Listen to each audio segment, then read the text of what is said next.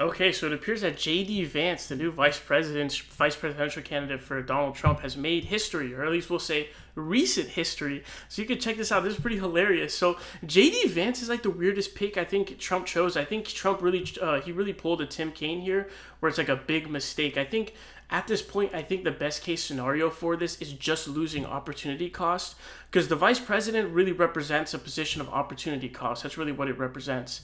And so, for example, like not choosing Bernie Sanders as your VP if you're Hillary in 2016 presents a lot of opportunity costs where it's like, yo, you really could have brought these people into the fold, like really energized everything, diversified your ticket. It would have really been like that, or something along those lines. Maybe it didn't have to even be Bernie. Maybe it was someone more kind of towards that wing, like an Elizabeth Warren or something like that, right? But because she didn't do that, she lost out on a lot of opportunity costs. Because I don't think Tim Kaine hurt her campaign in that, like, oh, like people were like, oh, you have Tim Kaine, I'm not voting for you. Nah, that didn't happen. But it was just opportunity cost, right? It's like all these people that could have supported you, could have voted for you, didn't, because your ticket sucked ass, right? So it looks like Trump is pulling that, and Trump's pick of Mike Pence was actually really solid as a vice president, right? Because again, he was the representative for that, like, racist sort of conservative, pro-life, wing of the Republican Party.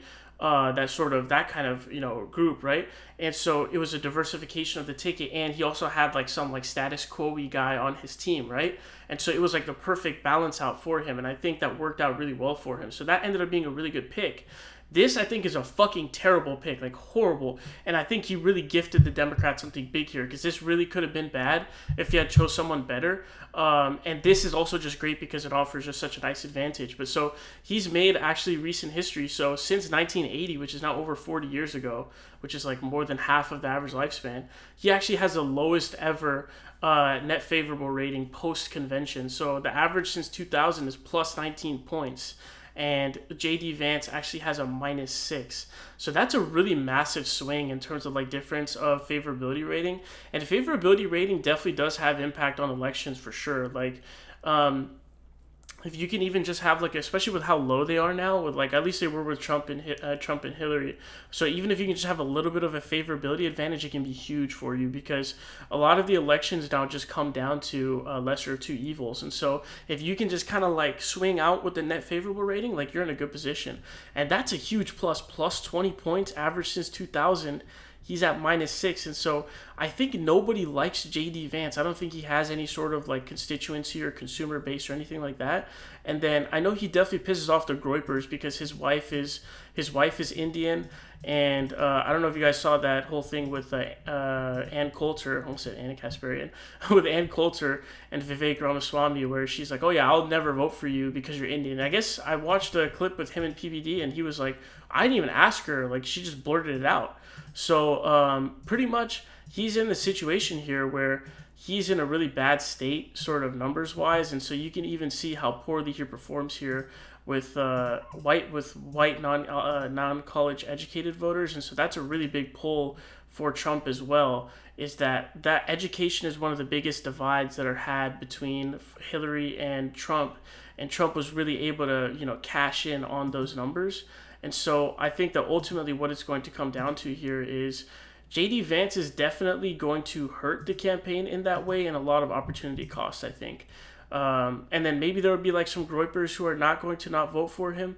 But I think that this makes the vice presidential nominee for the Democratic Party even more important, just for the simple fact that it's a really big opportunity to take an advantage over the Republicans, right? Because now you can be like, oh, wow, look. And so here you can see the Ohio GOP winning margin.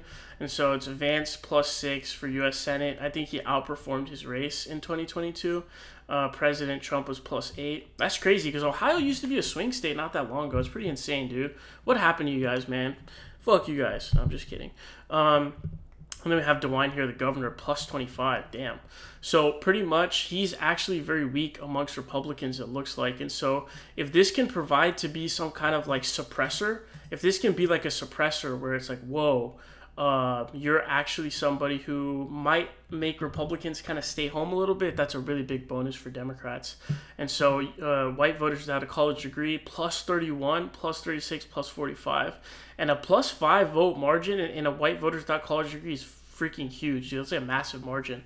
Like for a presidential election, a +5 points, like that's a lot of votes that he's going to potentially miss out on. And so, at best case scenario for Trump, Vance simply hurts via opportunity cost.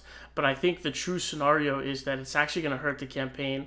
Like some people genuinely might not come out to vote just because Vance is on the ticket. So this is great for Democrats. This is pretty hilarious, and he has really bad charisma and stuff like that. But I think that the charisma argument is not really all that important. I think that kind of usually ends up just being like 5-year-old political analysis. But I think it's worth mentioning though. But yeah, so this is pretty interesting stuff, and it looks like JD Vance making recent history. So pretty funny.